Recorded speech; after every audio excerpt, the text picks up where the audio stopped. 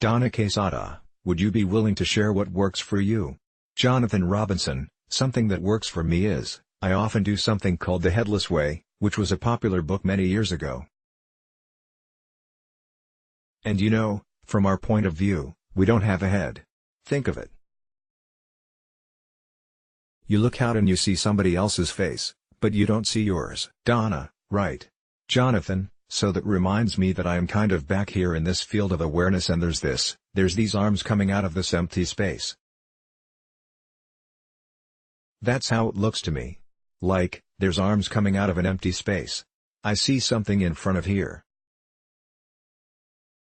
And so, I identify with what's behind this body, rather than identifying that I am the body. So sometimes, I'll even say that, I am the field of awareness behind this body that is taking in sense impressions, and feels just a piece of this moment, where I am a witness to a world projected in front of me.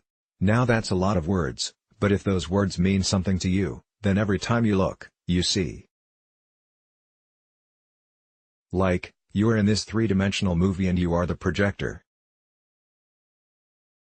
This awareness is like the projector in the back of the movie, and that helps me to get to the place of witness consciousness where I'm just watching this ego, this personality, these thoughts, just kinda go by this screen of awareness. Donna, so, are you talking about simply recalling that I'm just this, I'm behind this film, so to speak, and I'm watching it play out? Is it just the remembering of that? I'm just this headless stream of awareness? Jonathan, yeah, it's a remembrance of it, but it's also a direct visual experience. Because from my point of view, there's an arm coming out of this empty space. Look at yourself, you know, it's like there's this body but you don't see your head. And that's kinda like a visual reminder that everybody's different.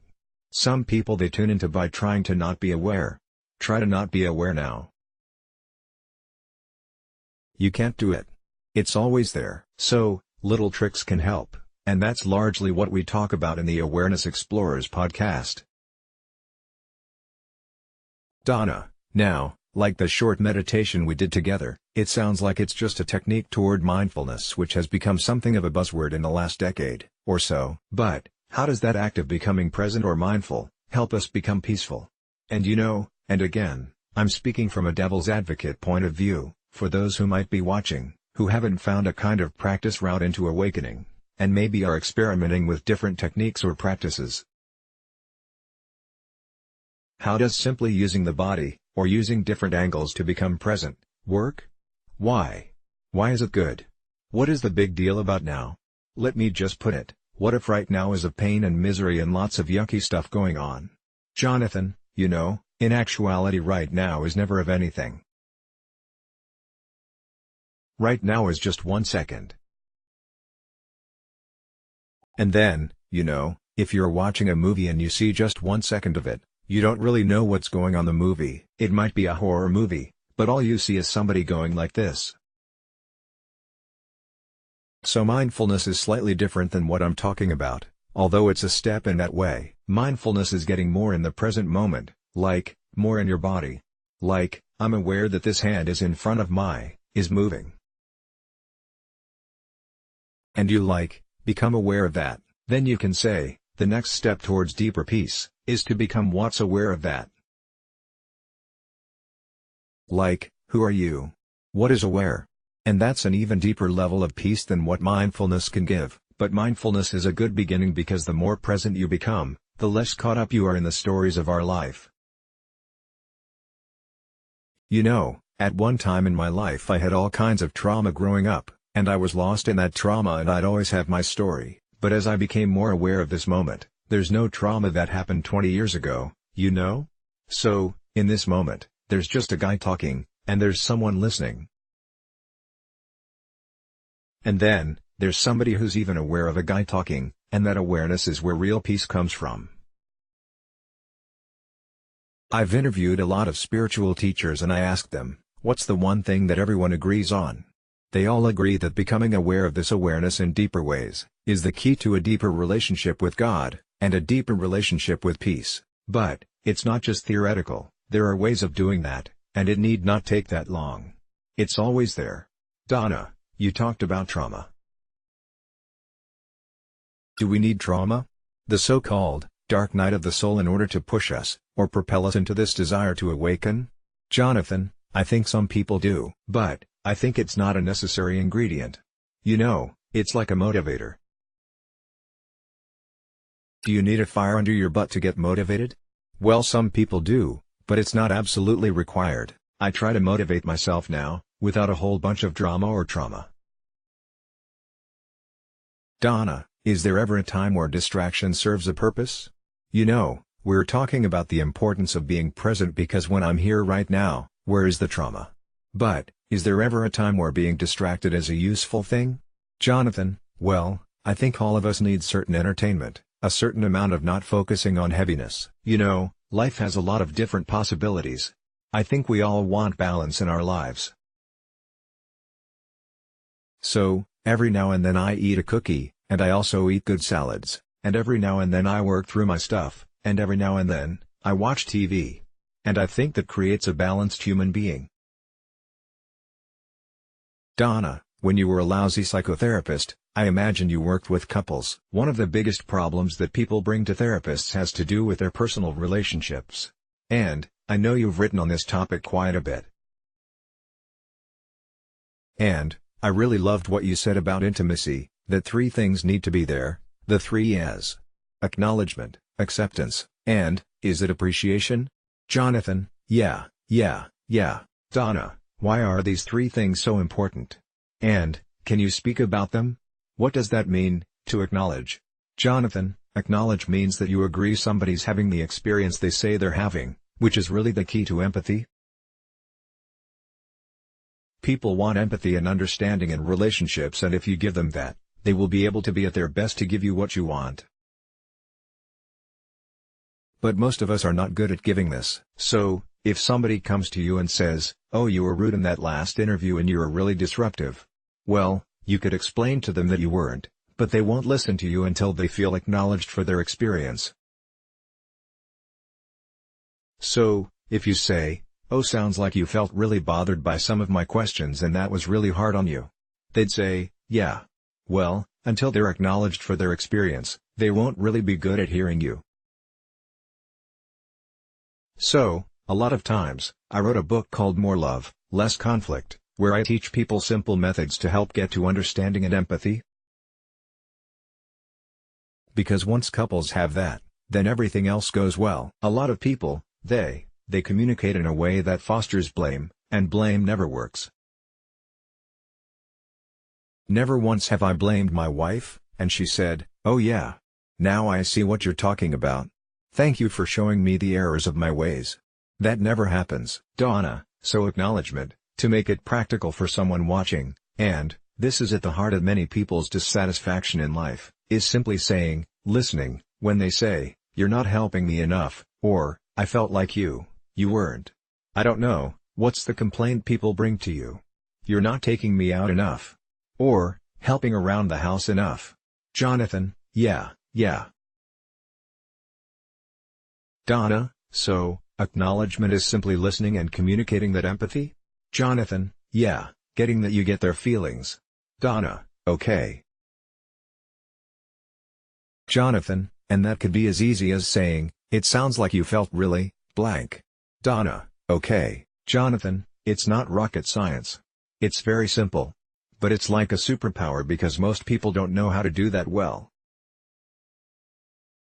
So, if you're somebody like Oprah, who's great at empathy, she went from the bottom of society to the top, based on simply that she really cares about people and she shows her empathy. Donna, and so, acknowledgement, appreciation, I think appreciation is maybe self-evident, simply expressing yourself, verbally about the ways that you feel gratified in a relationship, or, the things you like about your partner.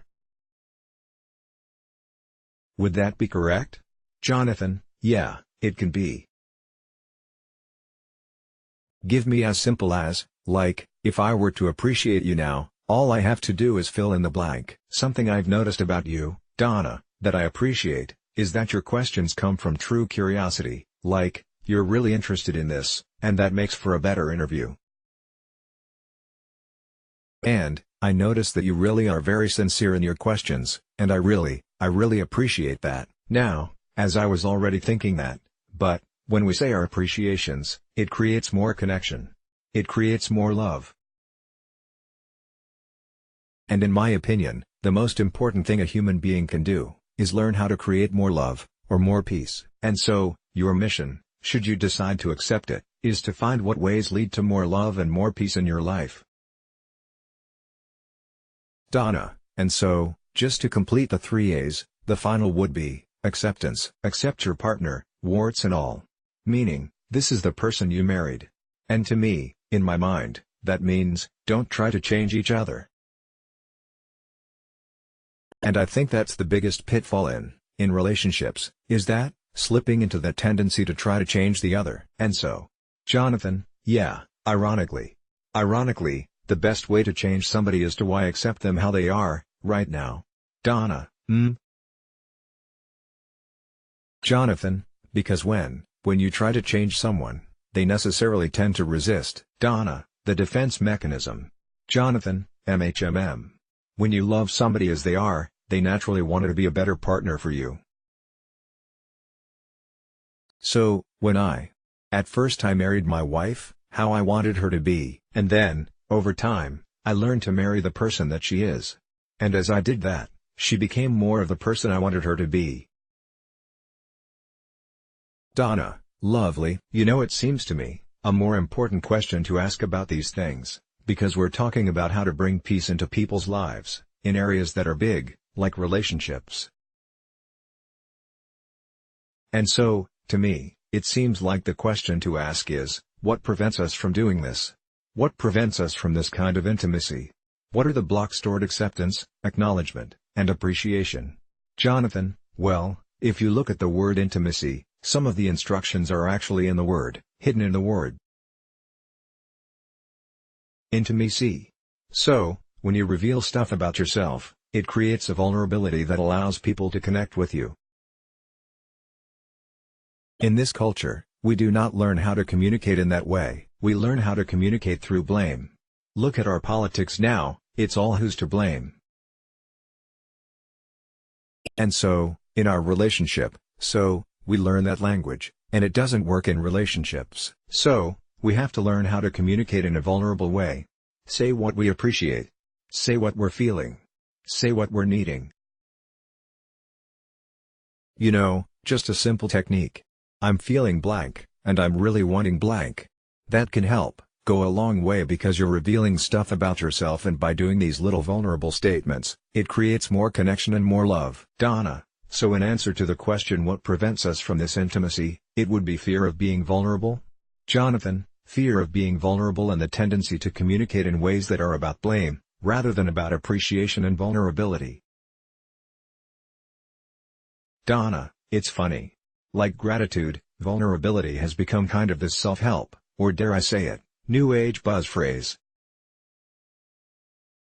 But yet, and I can't help but think of the TED Talk by Brené Brown. And it's a wonderful talk, and it really is true. Can you speak about why it really is true that we need to be able to go there? To be vulnerable, in order to have that intimacy? Why is it so important? Jonathan, it seems that, once again, going back to the word intimacy is what we want. When we know somebody's pain, or we know their, allows our heart to open up. When we see somebody vulnerable, it allows us to let go of our own defenses. Donna, Jonathan, and see how we're connected. Because we all experience pain. So, if you say that you're really nervous, I know what that's like. If I say that I have a stomachache, you know what that's like, So, somehow, it allows us to let go of these ego defenses that we build up, and to feel out commonality. And once again, what helps, is simple methods that can help because we haven't learned this language. Jonathan, here's a method. Donna, okay. Yeah. Jonathan, yeah, completing this sentence back and forth. If you really knew me. So, Donna, if you really knew me, you'd know that I'm always a little afraid of coming off too much like a salesman in these interviews, 'cause I hate salesmen. I hate that. But, I'm very passionate, so I'm always like, am I coming off as a salesman? Or, am I, do I seem sincere? So, if you really knew me, you'd know that's what's going on with me. How about you? Donna, okay. So, it's being brave to share something about yourself that you normally would be guarded about. Jonathan, exactly. Donna, okay.